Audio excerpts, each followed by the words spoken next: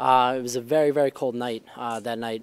I was assigned to West 44th Street and Broadway, and I was on the foot post there, and I myself that night had about 2 pairs of socks on, winter socks, and also my combat boots, and my feet were still freezing.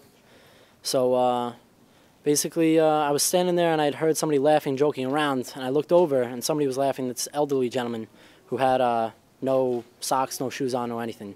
And I went up to him and I was like, where are your shoes? He's like, it's okay, officer. He's like, I've never had a pair of shoes. He's like, but God bless you, thank you for doing what you're doing. And I knew the area, there was a shoe store. So I ran into the shoe store and I had explained to them there was an elderly gentleman with no socks on, no shoes on.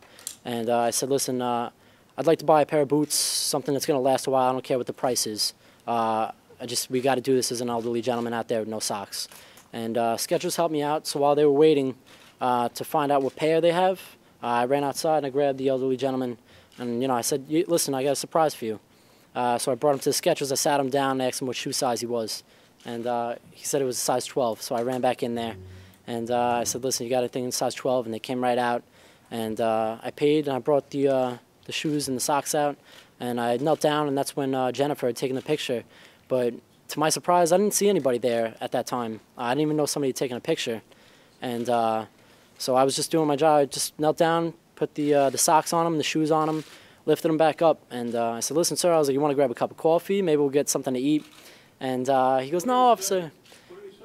He goes, he said, no, officer. He's like, listen, you've done enough. He said, God bless you and be safe. He's like, I love the police. And that, again, it's just, when I brought out the shoes, it was just smile ear to ear. I didn't really think anything of it at the time. Like I said, I just looked down at this gentleman's feet, and you could see the blisters from a distance.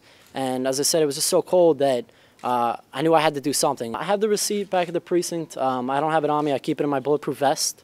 I mostly keep it because I think it's an important reminder that, especially now, like some people have it really tough. And when you're having a bad day, you might think, things can't get any worse. And then you see something like this and you remember, people have it worse.